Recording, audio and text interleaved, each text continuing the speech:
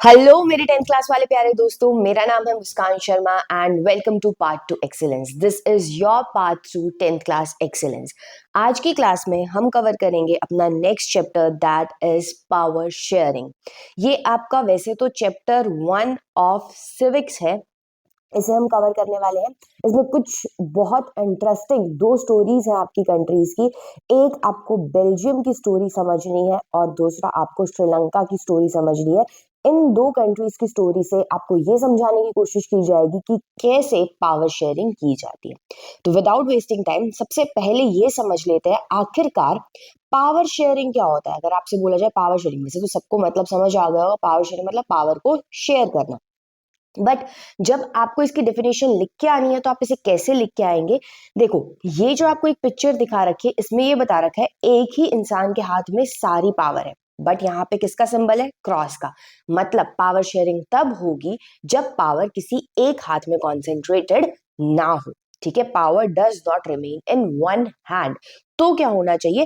ये एक ऐसा अरेंजमेंट होता है जिसके अंदर पावर को आप डिस्ट्रीब्यूट कर दोगे लोगों के बीच में। मैम, अब किन लोगों के बीच में पावर को डिस्ट्रीब्यूट करेंगे? सोसाइटी में कुछ इंस्टीट्यूशंस होते हैं गवर्नमेंट के, जैसे कि लेजिस्लेचर, जुडिशरी, एग्जीक्यूटिव। अब हो सकता है पावर उनके बीच में बराबर तरीके से बांट दो, इसी तरीके से सेंटर और स्टेट के बीच में पावर बराबर तरीके से बांट दो, या फिर आप सोशल ग्रुप्स के बीच में भी पावर को बराबर तरीके से बांट सकते हो। सोशल ग्रुप्स क्या होते हैं? मतलब सोसाइटी में आप ग्रुप्स बना दो। जैसे अगर आपने जेंडर के बेस पे ग्रुप बनाया तो मेल और फीमेल के बीच में पावर को इक्वली डिस्ट्रीब्यूट कर दिया जाए। सिमिलरली आपने अगर धर्म के नाम पे ग्रुप बनाया है तो हिंदू, मुस्लिम, सिख, क्रिश्चियंस, इनके बीच में पावर को इक्वली डिवाइड कर दिया जाए। इस तरीके से हम बहुत से सोशल ग्रुप्स बना सकते हैं। थर्ड है, आप रीजन्स में भी पावर डिवाइड कर सकते हो। मतलब ऐसा नहीं होना चाहिए कि भारत के किसी एक ही स्टेट को सारी पावर दे दी जाए और बाकी स्टेट्स को ना दी जाए। तो जब आप सभी को बराबर पावर देते हो, अलग अलग रीजन्स को, अलग अलग क्षेत्रों को बराबर पावर देते हो, तो इसको हम क्या बोलते हैं? Power sharing. तो एक ऐसा अरेंजमेंट होता है जहां पे पावर परमानेंटली शेयर करी जाती है। ऐसा नहीं है सिर्फ एक दिन के लिए पावर दे दी और फिर वापस ले ली, नहीं, पावर को परमानेंटली शेयर किया जाएगा। अब नेक्स्ट क्वेश्चन अराइज होता है कि पावर शेयरिंग पॉसिबल कब है? क्या हर कंडीशन में लोग मान जाते हैं पावर शेयरिंग के लिए? नहीं, पावर शेयरिंग तभी पॉसिबल है जब कंट्री के जो टॉप लीडर्स हैं, ठीक है, जब कंट्री के पीपल और जो टॉप लीडर्स हैं वो टॉलरेंट हो एक दूसरे को लेके। टॉलरेंट का मतलब अगर कोई दूसरे धर्म का है, दूसरी जाति का है, तो उसको ये नहीं कि दूसरे धर्म का है, दूसरी जाति का है, हम इसको एक्सेप्ट नहीं करेंगे। कंट्री में सभी लोग एक दूसरे के इंटरेस्ट और फीलिंग का ध्यान रखते हैं, तभी पावर शेयरिंग क्या होती है आपकी? पॉसिबल हो पाती है। चलिए नेक्स्ट बात करेंगे बेल्जियम के बारे में। जैसे मैंने बताया था, अब हम देखेंगे कि पावर शेयरिंग कैसे हुई बेल्जियम के अंदर और कैसे हुई श्रीलंका के अंदर। तो सबसे पहले बात करेंगे बेल्जियम के बारे में। हो सकता है आपको ये ना पता हो कि बेल्जियम कहाँ पर लाई करता है। तो बेल्जियम एक कंट्री है किसकी? यूरोप की। कहाँ की कंट्री है? यूरोप की। अब Europe, let us suppose this is your Europe. ये नॉर्थ हुआ, साउथ, ईस्ट और वेस्ट। बेल्जियम कहाँ पे पड़ता है मैम? बेल्जियम पड़ता है कहीं वेस्ट में। तो वेस्ट यूरोप की एक कंट्री है जिसका नाम क्या है आपका? Belgium. It is located in west Europe. Belgium की जो आप ये पूरा का पूरा मैप देख रहे हैं, इसमें जो इसकी कैपिटल है दैट इज, इसकी कैपिटल क्या है? ब्रुसेल्स। कैपिटल क्या है इसकी? ब्रुसेल्स। ओके, बेल्जियम को आजादी कब मिली थी? Belgium got independence in 1830। आपको ये याद करना है। अब मैप में देखो, ये बेल्जियम है। ओके, इसके और ये आपसे एमसीक्यू में क्वेश्चन पूछा जा सकता है बिकॉज आपकी एनसीईआरटी में ये मेंशन्ड है। एमसीक्यू का एक मार्क्स का आपका क्वेश्चन बन सकता है। बेल्जियम के इस साइड क्या है? फ्रांस है। ऊपर की तरफ क्या है? नेदरलैंड्स है। इधर क्या है आपका? जर्मनी है। और इधर क्या है? लग्जमबर्ग है। ठीक है, तो चार नेबरिंग कंट्रीज जो बेल्जियम की वो है, वो कौन सी है? ऊपर की तरफ नीदरलैंड, साइड की तरफ जर्मनी, नीचे की तरफ लग्जमबर्ग और इधर की तरफ फ्रांस। ठीक है, तो ये चार आपकी नेबरिंग कंट्रीज है किसकी? बेल्जियम की। ओके, अब एक अनदर जो इंपॉर्टेंट इंफॉर्मेशन है आपके लिए वो ये है, आपको पता है नीदरलैंड के अंदर जो लोग भाषा बोलते हैं वो कौन सी भाषा है? Dutch language. फ्रांस के अंदर जो लोग भाषा बोलते हैं वो कौन सी लैंग्वेज है? French language. और जर्मनी में जो लोग भाषा बोलते हैं वो कौन सी लैंग्वेज है? German language. ठीक है, अब मैंने ये क्यों बताया है? बिकॉज देखो, अगर बेल्जियम के ऊपर की तरफ नीदरलैंड्स लगता है तो सीधी सी बात है, नीदरलैंड से भी लोग आके बेल्जियम के ऊपर वाले नॉर्थ वाले हिस्से में रहा करेंगे, ठीक है। तो इसका मतलब ये लोग अगर डच लैंग्वेज बोलते हैं तो बेल्जियम के ऊपर वाले हिस्से में भी जो लोग लैंग्वेज बोलेंगे वो कौन सी लैंग्वेज बोलेंगे, मोस्टली डच पीपल ही होंगे। इस साइड फ्रांस लगता है तो यहाँ पे जो लोग होंगे वो कौन सी भाषा बोलते होंगे, फ्रेंच बोलते होंगे। यहाँ पे जर्मनी लगता है तो यहाँ पे कुछ एक परसेंट क्या होंगे, जर्मन होंगे, जो कौन सी भाषा बोलेंगे, जर्मनी भाषा बोलेंगे। तो अभी आगे इसको फिर भी डिटेल में समझेंगे, लेकिन मैंने आपको रीजन बता दिया कि क्यों इसी तरीके से इसका डिस्ट्रीब्यूशन आपको देखने को मिलता है। अब ये समझने से पहले एक और दो टर्म्स हम डिस्कस करेंगे जो आपके लिए समझना जरूरी है। पहली टर्म है आपकी यूनिटरी गवर्नमेंट और दूसरी टर्म है आपकी फेडरल गवर्नमेंट, ठीक है। यूनिटरी गवर्नमेंट क्या होता है, जब पूरे के पूरे बेल्जियम की एक ही सरकार हो, सिंगल सरकार हो, और उस गवर्नमेंट को हम क्या बोल सकते हैं, सेंट्रल गवर्नमेंट भी बोल सकते हैं। यानी कि बेल्जियम में जो अलग अलग स्टेट्स है उनकी कोई सरकार नहीं है, वहां पे सिर्फ और सिर्फ एक ही सेंट्रल गवर्नमेंट है। क्या ये अच्छी बात है कि सारा के सारी जगह सिर्फ और सिर्फ सेंट्रल गवर्नमेंट हो और स्टेट गवर्नमेंट ना हो? और अगर स्टेट गवर्नमेंट है भी तो उसके पास खुद की पावर नहीं है, उसे किससे पावर मांगनी पड़ती है, हर बार सेंटर से पावर मांगनी पड़ती है, ठीक है। तो ऐसे केस में स्टेट के पास पावर, किसी काम की पावर नहीं है। जब ऐसा होता है तो ऐसी गवर्नमेंट को यूनिटरी गवर्नमेंट बोलते हैं। इस तरह की गवर्नमेंट में प्रॉब्लम सबसे बड़ी ये आती है कि पूरी कंट्री के अंदर अलग अलग लोग रहते हैं, अलग अलग तरीके के लोग रहते हैं। अब जैसे इंडिया के केस में आप समझने की कोशिश कीजिए कि अगर इंडिया में सिर्फ और सिर्फ सेंटर की सरकार होती, आप जिस भी स्टेट से बिलोंग करते हैं, हरियाणा, पंजाब, मध्य प्रदेश, उत्तराखंड, कहीं से भी आप बिलोंग करते हैं, लेट अस सपोज आपके स्टेट की सरकार नहीं होती, तो आपके स्टेट के जितने भी इश्यूज है, कंसर्न्स है, उनको कौन सुनता है ना? तो एक सेंटर की सरकार सभी लोगों के कंसर्न्स तो नहीं समझ सकती है, तो सिर्फ सेंटर की सरकार होना गलत होता है, ठीक है। तो अगर हम बात करें तो बेल्जियम के अंदर शुरुआत में सिर्फ और सिर्फ सेंटर की ही सरकार थी, स्टेट की सरकार थी तो पर उसके पास कोई पावर नहीं थी। तो ऐसी गवर्नमेंट को बोलते हैं यूनिटरी गवर्नमेंट। लेकिन बेल्जियम किसकी डिमांड कर रहा था, फेडरल गवर्नमेंट की। फेडरल गवर्नमेंट का मतलब होता है जहां पे सेंटर की गवर्नमेंट भी हो और स्टेट की गवर्नमेंट भी हो, और सेंटर और स्टेट की गवर्नमेंट के पास अपनी अपनी पावर्स हो, स्टेट को हमेशा सेंटर से पावर मांगनी ना पड़े। और ऐसा भी नहीं है कि जब चाहे सेंटर स्टेट की पावर को छीन ले, ऐसा नहीं पॉसिबल होता है किसमें, फेडरल गवर्नमेंट में। तो सबसे बड़ी जो प्रॉब्लम आ रही थी बेल्जियम में वो किसकी आ रही थी कि भाई बेल्जियम में यूनिटरी गवर्नमेंट थी। तो लास्ट में यही लिखा हुआ है, इनिशियली बेल्जियम के अंदर कैसी थी, यूनिटरी गवर्नमेंट थी, जहां पे सिर्फ और सिर्फ सेंटर की सरकार होती है। बट लेटर बेल्जियम में कौन सी गवर्नमेंट आ जाती है, फेडरल गवर्नमेंट आ जाती है। फेडरल गवर्नमेंट का मतलब होता है both centre and state government share power equally. चलिए नेक्स्ट है, एक आपके यहाँ पे आपके सिलेबस में एक टर्म है एथनिक। कई बार एथनिक ग्रुप की डेफिनेशन आपसे पूछ ली जाती है। अब ये टेबल क्यों बना रखी है, देखिए एथनिक ग्रुप, ग्रुप का मतलब होता है कि नंबर ऑफ पीपल, है ना, ऐसे लोगों का ग्रुप जिसके अंदर आपके जो कुछ ना कुछ उनके अंदर कॉमन फीचर हो। जब मैं बोलूं कि ये ग्रुप बन गया, एक ये ग्रुप बन गया, एक ये ग्रुप बन गया, तो ए और बी ग्रुप्स मैंने कुछ ना कुछ कॉमन फीचर्स के बेस पे बनाए होंगे। लेट अस सपोज मैंने बोल दिया ए ग्रुप बॉयज का है और बी ग्रुप किसका है, गर्ल्स का है, तो मैंने किस फीचर को कॉमन रख के बनाया है, जेंडर। इसी तरीके से हम किसी भी फीचर को कॉमन रख के ग्रुप बनाते हैं। तो एथनिक ग्रुप के अंदर हमें देखना है कि क्या चीज कॉमन होती है। ओके तो एथनिक ग्रुप एक सोसाइटी का ग्रुप है, मतलब ये सोसाइटी में बहुत से लोग हैं, ठीक है। लेट अस सपोज ये बहुत से लोग हैं, मैंने इनका एक ग्रुप बना दिया, इनका एक ग्रुप बना दिया और बोला ये एथनिक ग्रुप 1 है और ये एथनिक ग्रुप 2 है। तो मैंने किस बेस पे बोला कि ये एथनिक ग्रुप 1 है, किस बेस पे बोला एथनिक ग्रुप 2 है, बिकॉज ये जो 1 ग्रुप वाले लोग हैं इन सबका कल्चर क्या है, सेम है, ठीक है। इनका कॉमन कल्चर और शेयर्ड कल्चर है फॉर श्योर, ठीक है। इनका डिसेंट भी सेम है। डिसेंट का मतलब होता है जो बहुत पुराने एंसेस्टर्स हैं वो सेम है। जैसे हम देखते हैं कि अफ्रीका के सारे लोग एक जैसे से दिखते हैं, अमेरिका के एक जैसे से दिखते हैं, और सिमिलरली आपके इंडिया के एक जैसे दिखते हैं। ऐसा क्यों होता है, बिकॉज उनका डिसेंट क्या होता है, सेम होता है। जब डिसेंट सेम होता है यानी एंसेस्टर सेम होते हैं तो उन लोगों के फिजिकल फीचर्स भी क्या होते हैं, अप्रोक्सीमेटली क्या होता है, सेम ही होते हैं। तो एथनिक ग्रुप के अंदर 3 चीजें फॉर श्योर सेम हमेशा होंगी, कल्चर, डिसेंट और फिजिकल फीचर।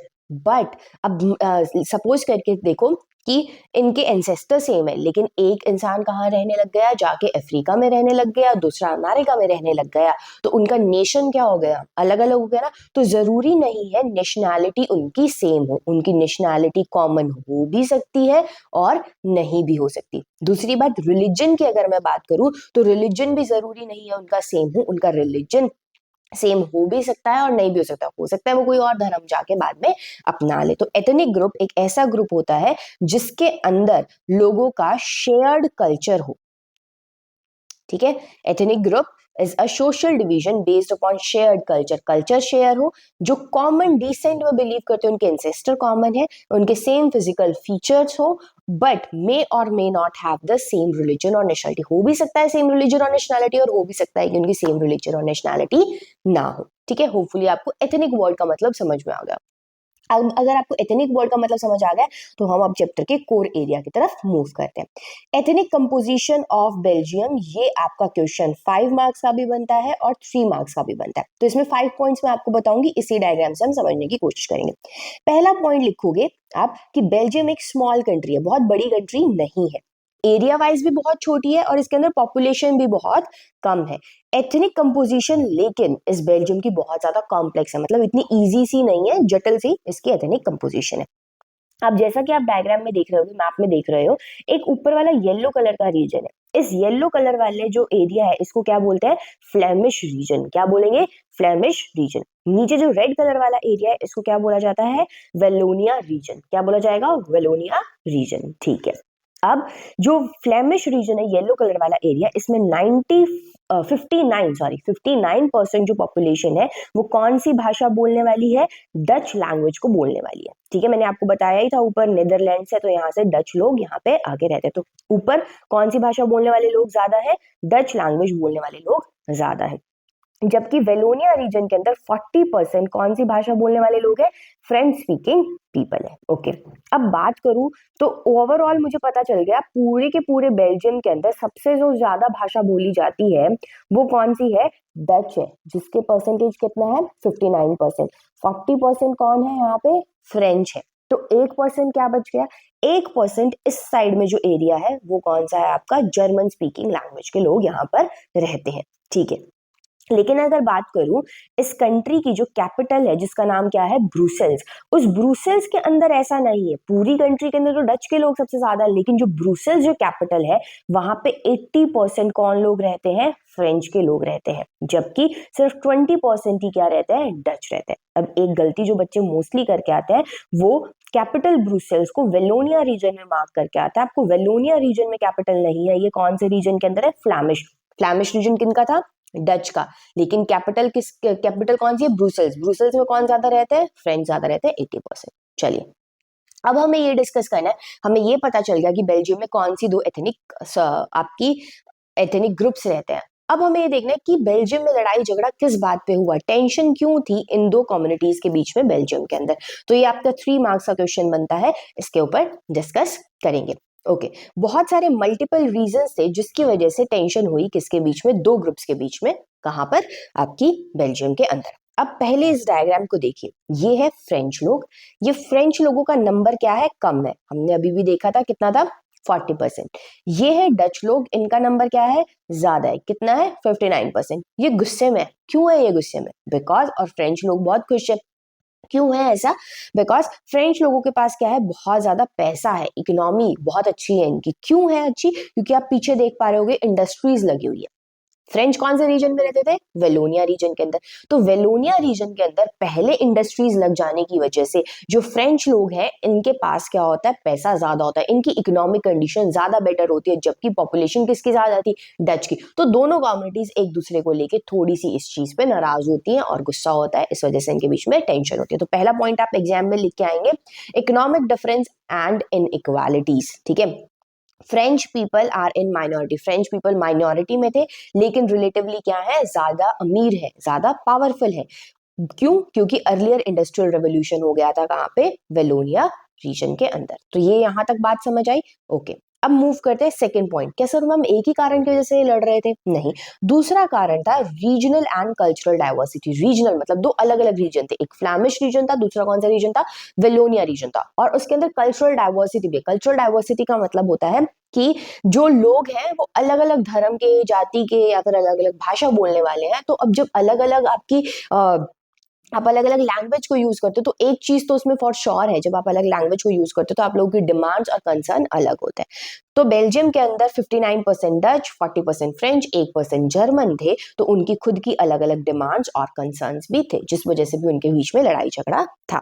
थर्ड रीजन है पावर शेयरिंग। बेल्जियम के अंदर जो सबसे बुरी बात थी वो ये थी कि वहां पे जो गवर्नमेंट है वो कैसी गवर्नमेंट थी? यूनिटरी गवर्नमेंट, मतलब पूरी की पूरी सेंटर की गवर्नमेंट थी, स्टेट की कोई गवर्नमेंट ही नहीं थी। ठीक है, तो इस वजह से पावर शेयरिंग बेटर तरीके से नहीं हो पा रही थी।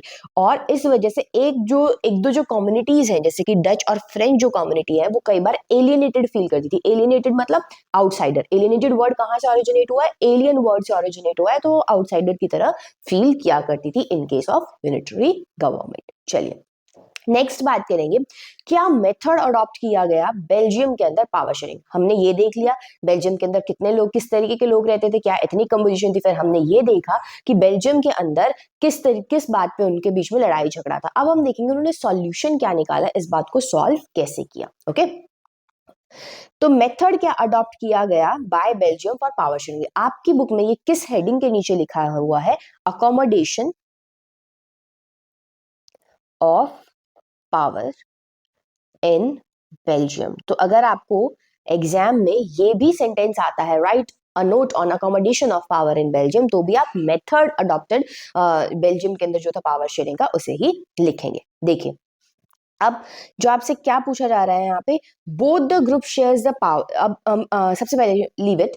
अब यहाँ पे देखो पिक्चर में क्या लगाया हुआ है, आपको कॉन्स्टिट्यूशन लगाया हुआ है, और यहाँ पे क्या लिखा हुआ है? 4 टाइम्स। मतलब इन्होंने पावर शेयर करने का कौन सा मेथड अडॉप्ट करा? कॉन्स्टिट्यूशनल मेथड अडॉप्ट करा। और इन्होंने इसके लिए कॉन्स्टिट्यूशन को कितनी बार बदला? 4 बार बदला। तो दोनों ग्रुप्स ने पावर को कॉन्स्टिट्यूशनली शेयर करा, और इसके लिए उन्होंने कॉन्स्टिट्यूशन को 4 टाइम्स अमेंड भी किया। अमेंड का मतलब क्या होता है? चेंज करना। कब से कब तक? 1970 से लेके 1993 तक उन्होंने 4 बार कॉन्स्टिट्यूशन को बदला। और बदलने के बाद उन्होंने फाइनली क्या रिजल्ट निकाला, उसे देखते हैं। अब फिर से अगेन मैं यही बोलूंगी, अब डायग्राम पे कॉन्सेंट्रेशन रखिएगा, आपको इजीली ये सारे के सारे पॉइंट्स अभी के अभी याद हो जाएंगे। ओके, लॉजिकली इसको करना स्टार्ट करेंगे। पूरी की पूरे एक ये सर्कल आपका ड्रॉ करा हुआ है यहाँ पर। ये एक सर्कल यहाँ पर ड्रॉन है। एक मिनट, ये जो सर्कल यहाँ पे ड्रॉन है, मतलब पूरे के पूरे बेल्जियम की जो गवर्नमेंट होगी, that will be called as central government. पूरे बेल्जियम की गवर्नमेंट को हम क्या बोलेंगे? Central government. पूरे बेल्जियम में सबसे ज्यादा नंबर पे कौन लोग थे? पूरे बेल्जियम में सबसे ज्यादा नंबर में डच पीपल थे, और कम क्या थे? फ्रेंच थे। तो यहाँ पे इन दोनों को बराबर हिस्सेदारी देने के लिए ये डिसाइड किया जाता है कि सेंट्रल गवर्नमेंट के अंदर 50% तो डच मिनिस्टर्स बना दो, और 50% क्या कर दो? फ्रेंच मिनिस्टर्स बना दो। ठीक है, तो दोनों को क्या मिल जाएगी? इक्वल पोजीशन मिल जाएगी। ठीक है, तो पूरी की पूरी बेल्जियम के अंदर डच ज्यादा थे, फिर भी उन्होंने अपनी मतलब इक्वल पोजीशन पे आ गए, किसके साथ? फ्रेंच के साथ। तो जब कैपिटल की बात आएगी, जहां पर डच लोगों की कमी है, तो वहां पे ब्रुसेल्स की जो गवर्नमेंट है उसको भी ऐसा ही करना चाहिए ना। उसको भी क्या करना चाहिए? 50% किसको दे देनी चाहिए? सीट्स आपकी डच को दे देनी चाहिए, और 50% किसको दे देनी चाहिए? फ्रेंच को दे देनी चाहिए। तो सिमिलरली हुआ, ब्रुसेल्स के अंदर एक अलग से गवर्नमेंट बनी, जहां पर फ्रेंच और डच को इक्वल रिप्रेजेंटेशन मिली, यानी कि यहां पर भी 50% डच होंगे और क्या होंगे? 50% फ्रेंच होंगे। ठीक है, तो यहां तक हमें लगता है कि हाँ भाई जेन्युइन बात करी है, अच्छी बात करी गई है, अच्छा तरीका ढूंढा गया। ओके, दूसरा प्रॉब्लम क्या थी पूरी के पूरे बेल्जियम के अंदर? पूरे के पूरे बेल्जियम में हमने ये पॉइंट कवर कर लिया और हमने ये पॉइंट कवर कर लिया। पूरे के पूरे बेल्जियम में प्रॉब्लम ये थी कि भाई वहां पे सिर्फ एक सेंटर की सरकार थी, स्टेट की सरकार नहीं थी। और स्टेट की सरकार जब नहीं होती है तो दिक्कत होती है ना। तो स्टेट की सरकार भी बनाओ और उसको इक्वली पावर भी दो, ये हमें चाहिए था। तो यही बोला गया है, एक सेंट्रल गवर्नमेंट को क्रिएट किया जाता है जो पावर शेयर करेगी किसके साथ? स्टेट गवर्नमेंट के साथ। और स्टेट गवर्नमेंट अब सब ऑर्डिनेट नहीं रहेगी किसके? सेंट्रल गवर्नमेंट के। सब ऑर्डिनेट का मतलब है किसी के ऊपर डिपेंडेंट नहीं रहेगी। अब सेंटर अपनी अपनी मर्जी से स्टेट को पावर नहीं देगा, स्टेट के पास जो पावर है उसके पास वो पावर परमानेंटली रहेंगी ही रहेंगी। तो एक और अच्छा सॉल्यूशन निकल के आ जाता है यहाँ पे। ठीक है, ओके, नेक्स्ट क्या डिसाइड किया जाता है? अब आप मुझे बताओ, मैंने ये बोला था ऊपर वाले रीजन में 59% कौन रह रहे थे? डच रह रहे थे, और नीचे वाले रीजन में कौन थे? 40% फ्रेंच थे। तो ऐसा थोड़ी ना है कि आपके ऊपर डच वाले रीजन में कोई फ्रेंच का इंसान ही नहीं रह रहा होगा, ऑब्वियसली वहां पे भी कोई ना कोई फ्रेंच पीपल होगा, और जो फ्रेंच वाला रीजन है ऑब्वियसली यहाँ पे कोई ना कोई डच लैंग्वेज बोलने वाला इंसान होगा।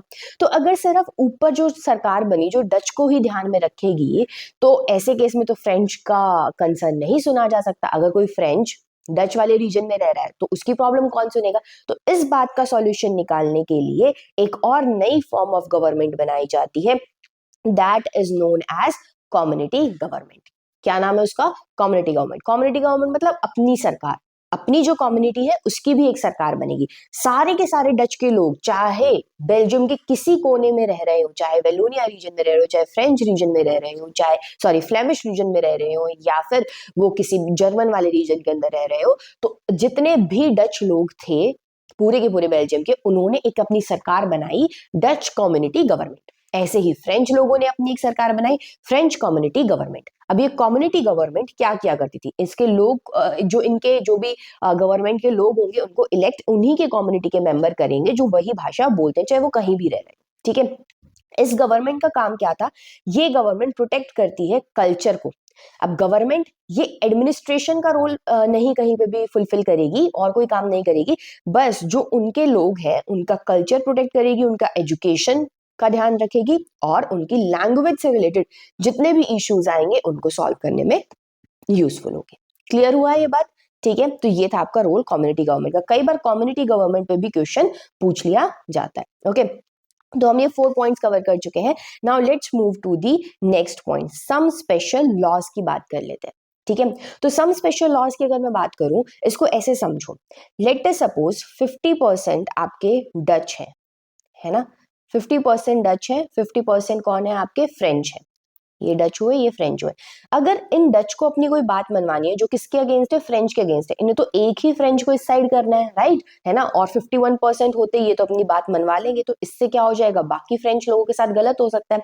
तो इसी चीज को ध्यान में रखते हुए क्या कंसीडर किया गया कि जो कुछ स्पेशल लॉज हैं उनके अंदर हर एक कम्युनिटी को, मतलब हर एक कम्युनिटी को दूसरे कम्युनिटी की अप्रूवल लेनी पड़ेगी। कोई सिंगल कम्युनिटी किसी भी लॉ को अकेले पास नहीं कर सकती, एक सिंगल कम्युनिटी किसी भी कानून को अकेले पास नहीं कर सकती। तो इसीलिए लिखा हुआ है, अरे ऐसे कैसे तुम अकेले कानून पास कर सकते हो, आपको परमिशन रिक्वायर्ड है। ठीक है, तो दोनों कम्युनिटीज एक दूसरे की परमिशन लेके ही किसी कानून को पास कर सकती है in case of special loss. तो ये 5 पॉइंट्स है आपके कि जिस तरीके से बेल्जियम की प्रॉब्लम को सॉल्व किया गया। चलिए अब बात करेंगे हम श्रीलंका के बारे में। श्रीलंका की बात करूं तो ये एक आइलैंड कंट्री है, चारों तरफ पानी से घिरा हुआ है। कहाँ पर है ये? आपका अगर एशिया है तो नॉर्थ, साउथ, ईस्ट, वेस्ट, तो ये कहाँ पर लाई कर रहा है? साउथ एशिया के अंदर लाई कर रहा है। श्रीलंका को इंडिपेंडेंस कब मिली थी? 1948 में। हमें मिली, इंडिया बिल्कुल ऊपर है 1947, श्रीलंका नीचे आता है, तो एक ही साल के बाद की बात है, 1948 में इसको इंडिपेंडेंस मिलती है। ठीक है, किससे सेपरेटेड है? यहाँ पे गल्फ ऑफ मन्नार और पाक स्ट्रेट, यहाँ पर आपको दिखाई देगा श्रीलंका में, यहाँ पर गल्फ ऑफ मन्नार है और ये आपका क्या है? पाक स्ट्रेट। चलिए अब बात करेंगे एथनिक कंपोजिशन श्रीलंका के अंदर। श्रीलंका के अंदर किस तरीके की आपकी एथनिक कंपोजिशन थी? अब ये आपका मैप है श्रीलंका का। श्रीलंका के अंदर दो जो ग्रुप्स रहते हैं उनका नाम देख लेते हैं पहले, सिन्हलास एंड तमिल। दूसरे कौन रह रहे हैं? तमिल। पहले कौन है? सिन्हलास। तो जो आप ये पूरा येलो पोर्शन देख रहे हैं इसके अंदर जो कम्युनिटी रहती है वो कौन सी कम्युनिटी है? सिन्हला कम्युनिटी। और इनकी जो कंपोजिशन है वो कितनी है आपकी? 74%। इनकी पॉपुलेशन कितनी है? 74%। मतलब मैक्सिमम श्रीलंका में जो लोग हैं वो कौन सी कम्युनिटी के हैं? सिन्हला कम्युनिटी। और सिन्हला कम्युनिटी के लोग मैम कौन सा धर्म अपनाते हैं? ये धर्म अपनाते हैं बुद्धिज्म। ओके, यहाँ तक क्लियर हुआ। दूसरी कम्युनिटी जो आप ये ऑरेंज कलर का एरिया देख रहे हैं इसके अंदर रहती है कौन सी? तमिल कम्युनिटी। इनका परसेंटेज कितना है? 18%। और ये कौन से रीजन में हुई? North, south, east, west. तो हम बोलेंगे नॉर्थ ईस्ट के अंदर रह रही है ये कम्युनिटी। तो कहाँ रहती है ये? नॉर्थ ईस्ट श्रीलंका के अंदर तमिल कम्युनिटी रहती है। अब जो ये तमिल लोग हैं ये सिर्फ एक ही तरीके के नहीं है, कुछ श्रीलंका के ही तमिल्स हैं जिनको नेटिव श्रीलंकन तमिल्स बोलते हैं, और दूसरे इंडिया से आए हैं क्योंकि इंडिया बिल्कुल ऊपर लगता है और यहाँ पे तमिलनाडु भी लगता है, तो यहाँ से भी कुछ तमिल श्रीलंका में आ गए। ओके, तो दो टाइप के तमिल है, एक श्रीलंकन तमिल जिनकी परसेंटेज कितनी है आपकी 13%, दूसरे कौन से इंडियन तमिल जिनकी परसेंटेज कितनी है 5%। अब इंडियन तमिल क्यों आए श्रीलंका के अंदर, तो आप इस फिगर को देखिए, यहाँ पे ये एक फार्मर है और यहाँ पे ये कहाँ जा रहा है श्रीलंका के अंदर, ये आपकी ग्रासेस दिखा रखी है जो एग्रीकल्चर को डिनोट करती है। तो Indian origin Tamil as a labour की तरह गए थे कहाँ पर, श्रीलंका के अंदर, फॉर प्लांटेशन एग्रीकल्चर। कौन लेके गया था इन्हें, ब्रिटिशर्स लेके गए थे। यहां तक क्लियर हुआ? ओके तो हमने मैम ये तो देख लिया कि जो सिन्हलास थे उनका धर्म क्या था, बुद्धिज्म। तमिल लोगों का भी कोई धर्म है क्या, ये भी बुद्धिज्म ही अपनाते हैं? नहीं, तमिल लोग या तो हिंदुइज्म को अपनाते हैं या कौन से धर्म को अपनाते हैं, मुस्लिम रिलीजन को अडॉप्ट करके चलते हैं। ओके अब एक और सवाल उठता है कि मैम सारे के सारे सिन्हलास बुद्धिस्ट ही थे क्या, उनमें से कोई किसी और धर्म को नहीं अपनाता था? बिल्कुल, इनमें से कुछ एक ऐसे हैं जो कौन से धर्म को अपनाते हैं, क्रिश्चियनिटी को भी अडॉप्ट करते हैं। सिमिलरली कुछ तमिल्स ऐसे थे जो किसको अडॉप्ट करते हैं, क्रिश्चियनिटी को अडॉप्ट करते हैं। मतलब क्रिश्चियन धर्म को मानने वाले आपको दोनों ही मिल जाएंगे, सिन्हलास भी और तमिल्स भी। चलिए जल्दी से एक बार इसको गो थ्रू कर लेते हैं।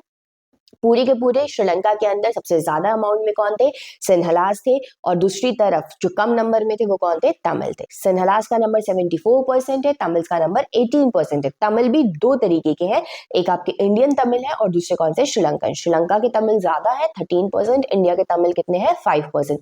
क्यों आए थे इंडिया से, बिकॉज वो एग्रीकल्चरल प्लांटेशन एग्रीकल्चर के लिए आए थे, उन्हें ब्रिटिशर्स एज अ लेबर लेके आए थे। जो सिन्हलास है वो बुद्धिज्म धर्म को अपनाते हैं, जबकि तमिल है वो हिंदू या मुस्लिम धर्म को अपनाते हैं। कुछ सिन्हलास क्रिश्चियन धर्म को भी अपनाते हैं, सिमिलरली कुछ जो आपके तमिल्स है वो भी क्रिश्चियन धर्म को अडॉप्ट करके चलते हैं। So let us see what is the tension between two communities in Sri Lanka. जो दो कम्युनिटीज थी श्रीलंका की, उनके बीच में किस तरीके की टेंशन थी, क्या दिक्कत थी उन्हें एक दूसरे से। देखो सबसे पहले इस चीज को समझने के लिए हमें एक टर्म समझनी पड़ेगी, मेजॉरिटेरियनिज्म। मेजॉरिटेरियनिज्म क्या होता है, सबसे पहले मेजॉरिटी और माइनॉरिटी टर्म को समझते हैं। इस फिगर में देखिए, यहाँ पे मेजॉरिटी लिखा है और यहाँ माइनॉरिटी लिखा है। मेजॉरिटी में आप देख सकते हैं कि लोगों का नंबर ज्यादा है और माइनॉरिटी में लोगों का नंबर कम है। मतलब यही होता है, मेजॉरिटी जिन लोगों का नंबर ज्यादा हो उसे मेजॉरिटी बोलते हैं, जिन लोगों का नंबर कम हो उसे हम क्या बोलते हैं, माइनॉरिटी बोलते हैं। ओके तो मेजॉरिटेरियनिज्म एक ऐसा बिलीफ है, एक ऐसी विचारधारा है जिसमें जो मेजॉरिटी है वो रूल करती है,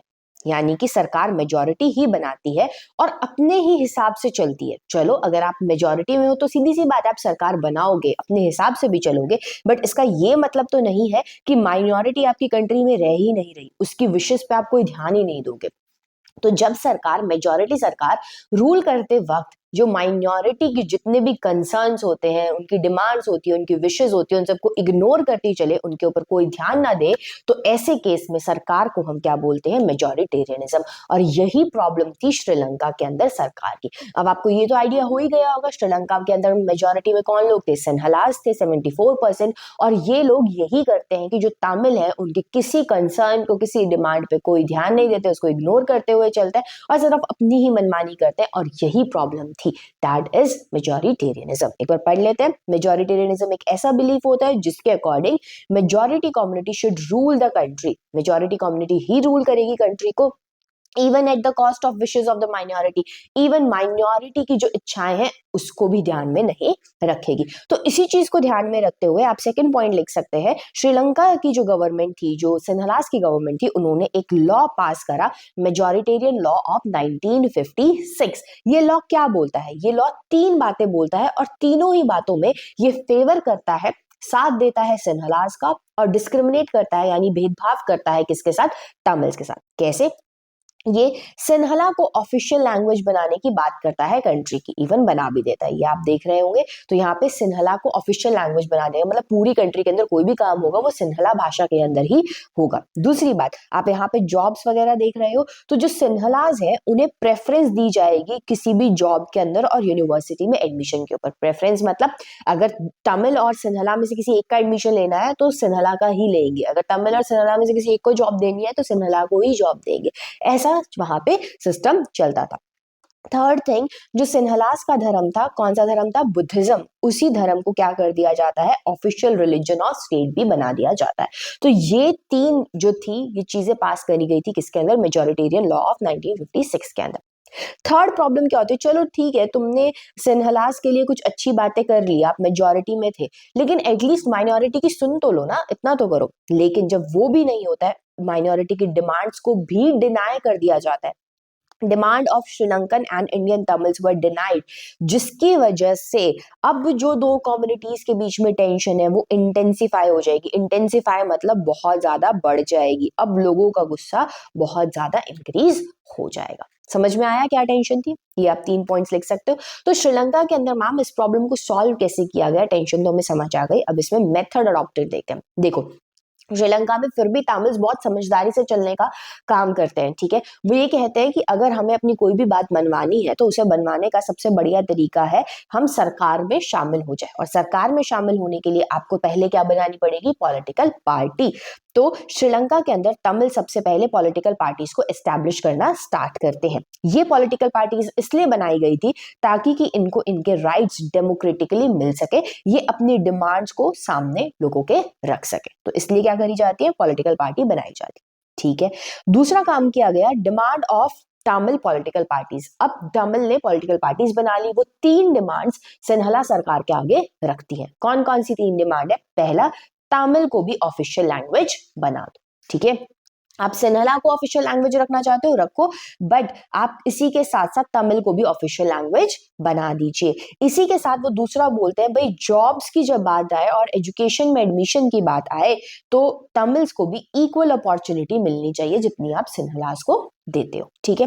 तीसरी वो ये डिमांड करते हैं कि देखो ये श्रीलंका का मैप है, श्रीलंका में ये जो ऑरेंज रीजन है जिसको आप नॉर्थ ईस्ट रीजन बोल सकते हो, यहाँ पे मोस्टली तमिल ही रहते हैं। हम चाहते हैं कि आप ये जो नॉर्थ ईस्ट वाला रीजन है इसको एक स्टेट घोषित कर दे, ठीक है। और उस स्टेट का नाम क्या रखें, तमिल एलम।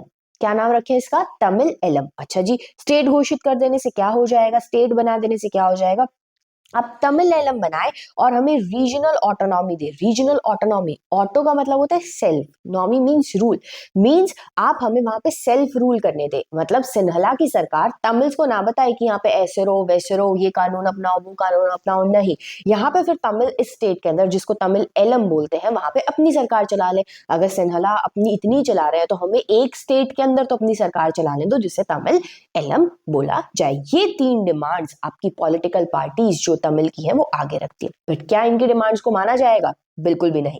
इनके डिमांड्स को क्या कर दिया जाएगा, डिनाई, बिल्कुल आउटराइटली रिजेक्ट कर देगी। कौन? जो सिन्हला की सरकार है। और इसकी वजह से अब आपकी कोई डिमांड्स को आपने इतनी प्यार से डिमांड्स आगे रखी, पहले तुमने डिस्क्रिमिनेट भी किया, फिर भी हमने शांतिपूर्वक डिमांड आगे रखी, फिर भी आप हमारी बात नहीं मान रहे हो, तो इसकी वजह से तो एक ही चीज हो सकती है, दैट इज सिविल वॉर। ये मूवी तो आप लोगों ने देखी होगी, सिविल वॉर क्रिएट हो सकती है। सिविल वॉर का मतलब क्या होता है? सिविल वॉर के अंदर अब जैसे इंडिया के ऊपर पाकिस्तान ने अटैक किया होता तो हम उसे वॉर बोलते, ठीक है। लेकिन जब कंट्री के ही अंदर दो ग्रुप्स एक दूसरे से लड़ने झगड़ने लग जाते हैं तो उसको क्या बोलते हैं, सिविल वॉर। तो civil war is a conflict between two opposing groups within the country. दो अपोजिंग ग्रुप कंट्री के अंदर ही लड़ने झगड़ने बैठ जाते हैं तो उसको क्या बोलते हैं, सिविल वॉर। जैसे कि तमिल के अंदर श्रीलंका के अंदर सिन्हलास और तमिल एक दूसरे से लड़ने झगड़ने बैठ जाते हैं। ओके, फिफ्थ पॉइंट आप लिख के आएंगे, फोर्थ पॉइंट आप लिख के आएंगे कि क्या कॉन्सिक्वेंसेज होंगे सिविल वॉर के, इम्पैक्ट क्या होता है भाई सिविल वॉर का। तो सबसे पहली बात है, वॉर के अंदर सबसे फॉरमोस्ट चीज क्या होती है, किलिंग, लोगों का मर्डर होता है, ठीक है। तो due to violence there are many killing of the both the communities, दोनों ही कम्युनिटी, चाहे हिंदू चाहे सिन्हला हो चाहे तमिल हो, दोनों ही कम्युनिटीज के लोगों की क्या हुई, किलिंग्स हुई।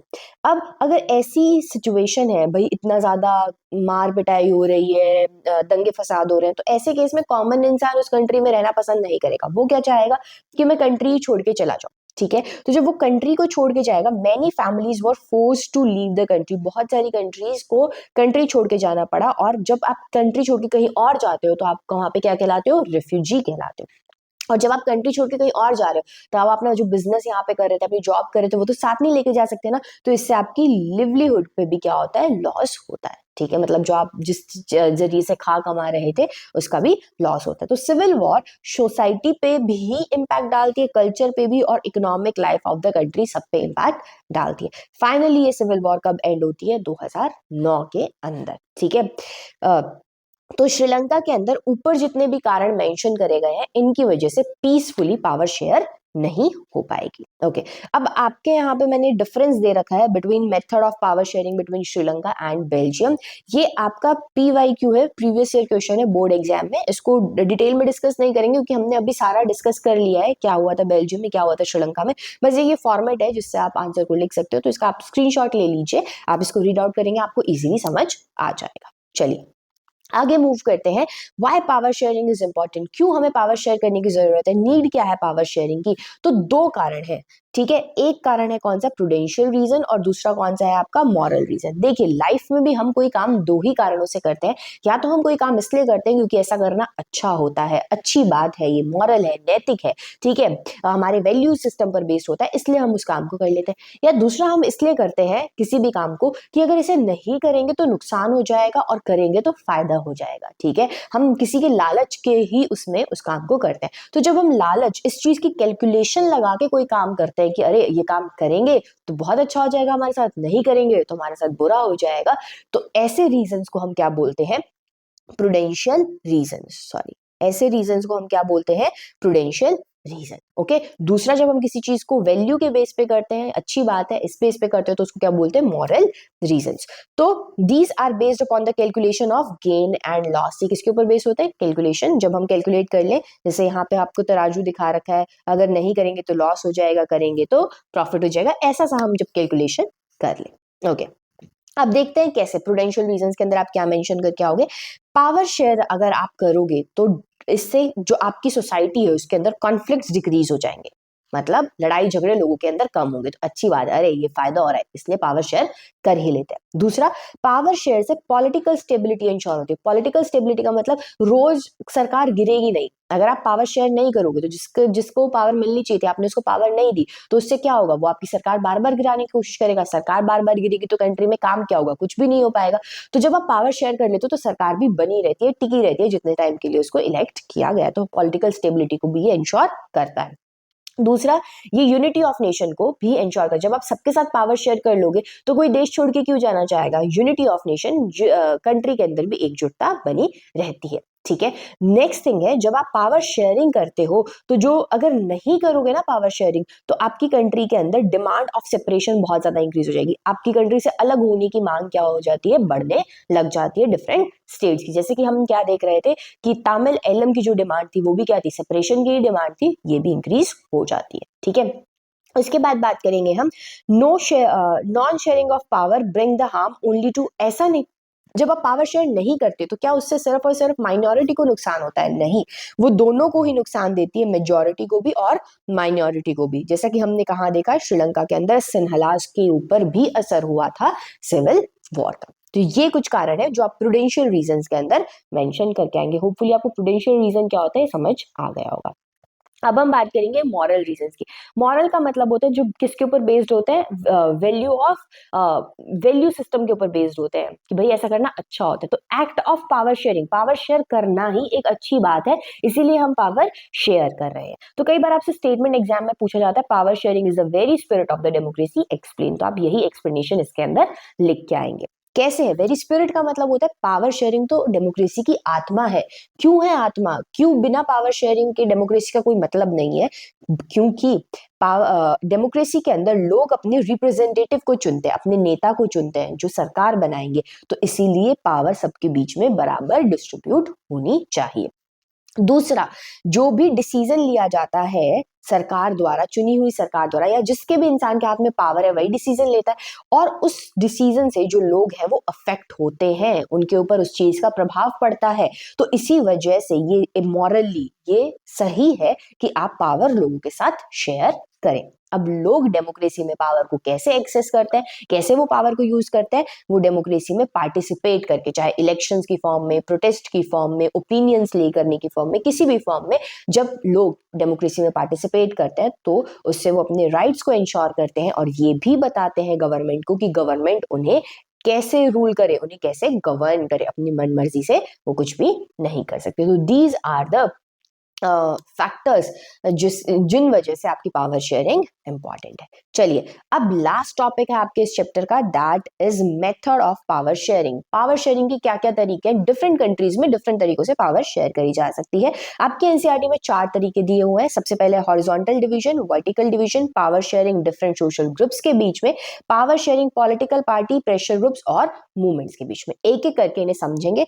मोस्टली आपसे एक 5 मार्क का क्वेश्चन कंप्लीटली भी पूछा जाता है, जहां पे आपको चारों के बारे में थोड़ा थोड़ा एक्सप्लेन करना होता है। अदरवाइज हॉरिजॉन्टल और वर्टिकल तो फेवरेट क्वेश्चन हमेशा से रहे ही हैं। चलिए बात करते हैं horizontal division of power. Horizontal का मतलब है आपने ये लाइन लगा दी, राइट, ठीक है। तो आप देखो मैंने यहाँ पे ये लाइन लगा दी और ऊपर लिखा है एग्जीक्यूटिव, लेजिस्लेचर, जुडिशरी। ये लाइन क्यों लगाई है मैंने और इनको बराबर लेवल पर क्यों रखा है? बिकॉज चाहे लेजिस्लेचर हो, लेजिस्लेचर पहले ये देख लेते हैं लेजिस्लेचर का काम क्या होता है। लेजिस्लेचर का काम होता है, जिस बच्चे को नहीं पता, वो कानून बनाने का काम करता है, लॉ मेकिंग का काम करता है। इंडिया में कानून बनाने का काम सेंटर पे कौन करता है? पार्लियामेंट करता है। और स्टेट पे कौन करता है? स्टेट लेजिस्लेचर करता है। वहीं पे एग्जीक्यूटिव का काम क्या होता है? लॉ को इम्प्लीमेंट करना, उसे लागू करना, ठीक है, जो भी कानून लेजिस्लेचर ने बनाए हैं। इसका काम कौन करते हैं? सिविल सर्वेंट्स, मिनिस्टर, जितने भी गवर्नमेंट एम्प्लॉयज हैं, ये कानून को लागू करने का काम करते हैं। जुडिशरी का काम क्या होता है? ये वैलिडिटी ऑफ लॉ को चेक करता है कि कोई भी कानून जो बनाया गया है क्या वो सही है या फिर नहीं है, ठीक है। इसके अंदर सुप्रीम कोर्ट, हाई कोर्ट और बाकी कोर्ट्स आती है।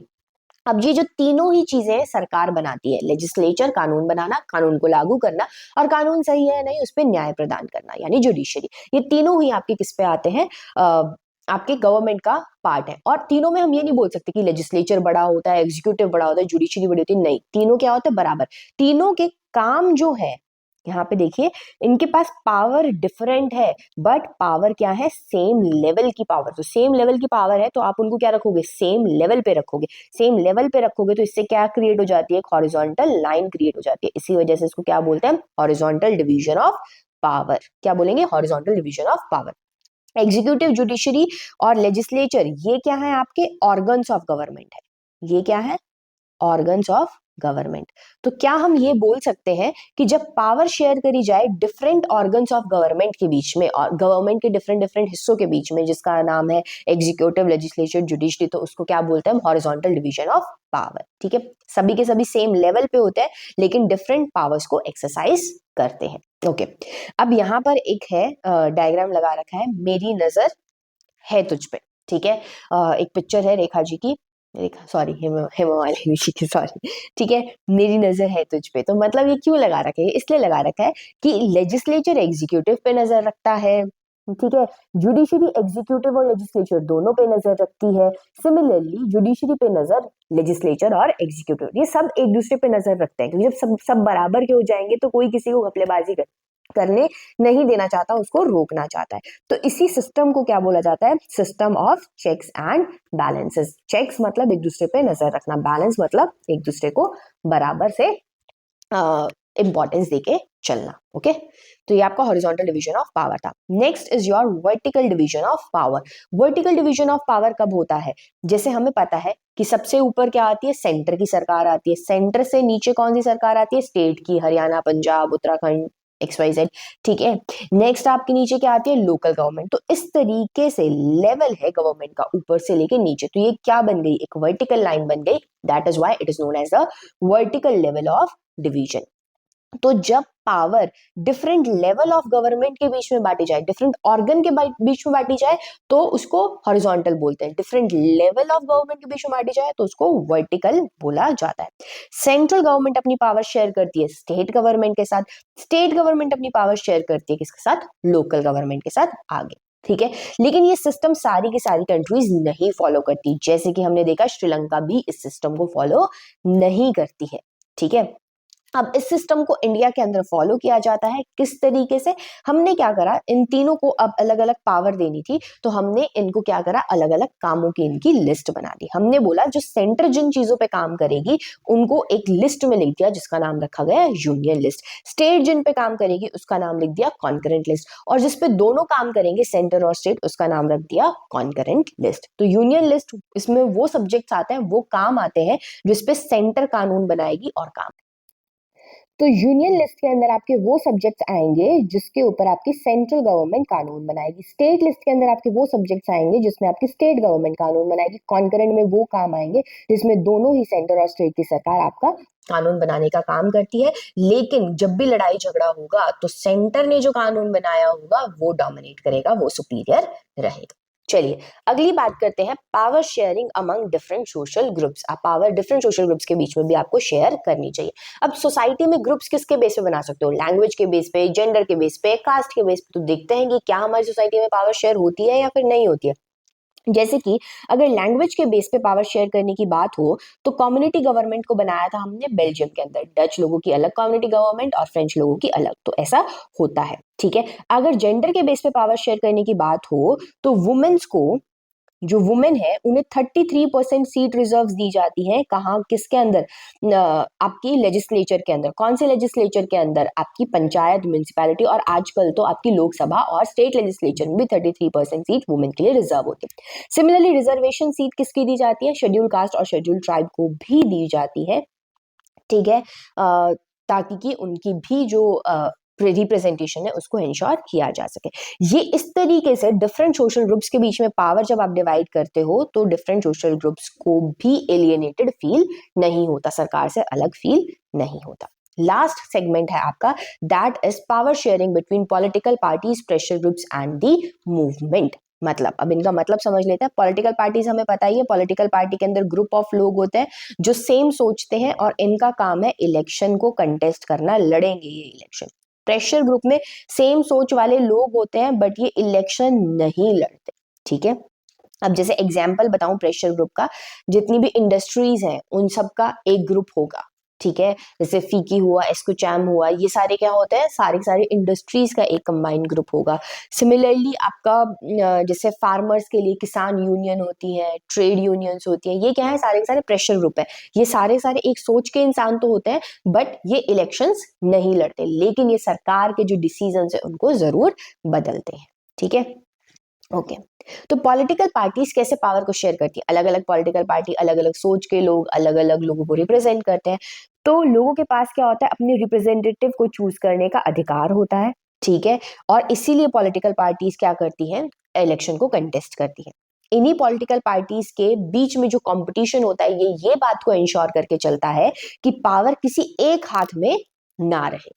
ठीक है, अगर पॉलिटिकल पार्टीज के बीच में लड़ाई झगड़ा नहीं होता या उनके बीच में कंपटीशन नहीं होता तो पावर किसी एक हाथ में होती। ओके, ये पॉलिटिकल पार्टीज अलग अलग आइडियोलॉजी, अलग अलग सोच विचार को बताती हैं, अलग अलग इंटरेस्ट जो है सेक्शन ऑफ सोसाइटी के उसको रिप्रेजेंट करती है। तो इस तरीके से भी पावर शेयर होती है। कई बार पॉलिटिकल पार्टीज एक दूसरे के साथ अलायंस क्रिएट करती है। अलायंस मतलब जब एक पॉलिटिकल पार्टी सरकार नहीं बना पाती तो एक दूसरे के साथ आके कॉलिजन गवर्नमेंट बनाते हैं। कॉलिजन गवर्नमेंट भी एक तरीका है जिसमें हम पावर को डिवाइड करते हैं, शेयर करने का काम करते हैं। डिफरेंट जो प्रेशर ग्रुप्स हैं, जैसे हमने प्रेशर ग्रुप की बात करी, किसानों का प्रेशर ग्रुप हो सकता है, वर्कर्स का प्रेशर ग्रुप हो सकता है, इंडस्ट्री के लोगों का प्रेशर ग्रुप हो सकता है। ये सरकार के डिसीजन को बदलने की कोशिश करते हैं और इस तरीके से उसमें पावर शेयर करते हैं। प्रेशर ग्रुप वो लोग होते हैं जिनकी आइडियोलॉजी, विचार तो सेम होता है लेकिन ये इलेक्शन को लड़ेंगे नहीं, कंटेस्ट करने का काम नहीं करते पॉलिटिकल पार्टीज की तरह। तो this is all about your chapter power sharing. Hopefully आपको समझ आया होगा। इसे एक बार इसकी जो पीडीएफ है वो आपको टेलीग्राम चैनल पर मिल जाएगी, इसे गो थ्रू कीजिएगा। जितने भी प्रीवियस ईयर क्वेश्चंस थे मैंने आपको बता दिए हैं। Till the time stay healthy, keep learning, bye bye.